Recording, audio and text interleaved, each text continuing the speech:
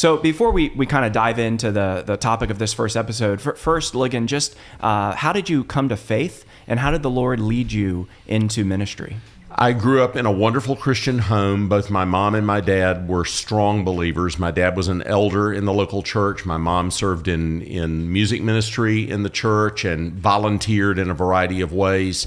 And so I had wonderful, godly Christian parents that were always talking to me about the Bible and about Christ and about the gospel. I also had wonderful pastors.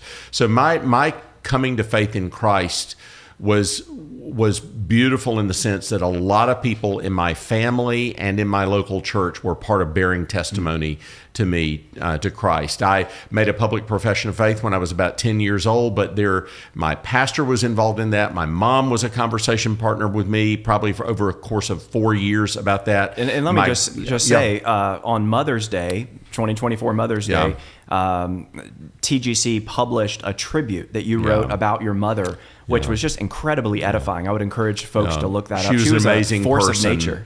And then my grandparents were really wonderful, godly Southern Baptist members of First Baptist Mims, Florida. And the pastor at First Baptist Mims really cared about my soul. I would spend a month down there every summer, and we would talk about Christ and the gospel. And so I had testimony from so many wonderful Christians into my life, as well as sitting under good preaching and just having studied the Gospel of Mark and the Gospel of John with my pastor, felt that, okay, I understand the gospel. I know that I'm a sinner. I know that I need Jesus. I want to trust in Christ. And so I have a very churchly and family-oriented profession of faith. Yeah. How about you, Matt? You came to know Christ. I could give the pious answer. The honest answer is I wanted to be an NBA player.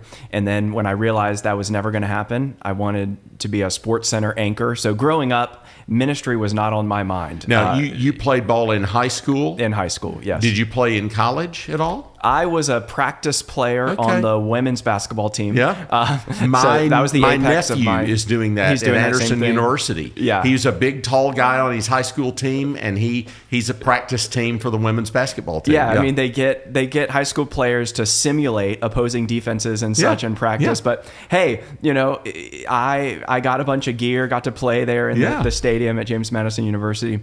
But it was there at JMU in college that the Lord, I was already a believer. I was raised in a Christian home, godly parents. But it was in college where the Lord really captivated my heart with a love for His Word and for theology. He actually used a really difficult roommate situation my freshman year to drive me to the Word out of desperation for the first time in my life.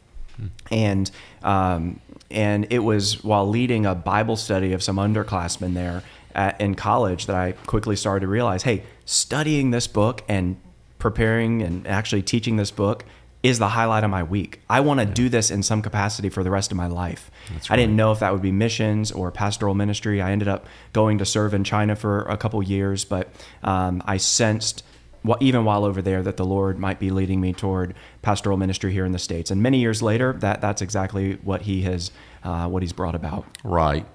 And my own sense of call to the ministry formed soon after my profession of faith as well, and especially under the mentoring and discipleship of my youth minister in high school. He had a huge impact on me, and we went to a youth conference in Florida, in Tampa, Florida, when I was probably 13 years old, and I heard a pastor preaching on Ephesians 1, and I'm ashamed to admit this, but even as a Presbyterian that had memorized the Shorter Catechism, I was functionally an Arminian. I was in Tampa, Florida, heard a guy preaching on Ephesians 1, and realized that before I had ever reached out to God in faith, He had reached out in grace to me, and it clicked. I mean, I probably could have given you a catechism question that would have said that, but experientially it clicked with hearing that sermon.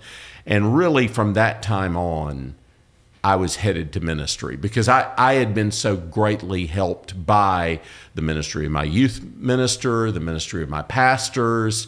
I wanted to help people that way. So really, probably by the time I'm 13, I'm 14, I'm thinking about going into ministry.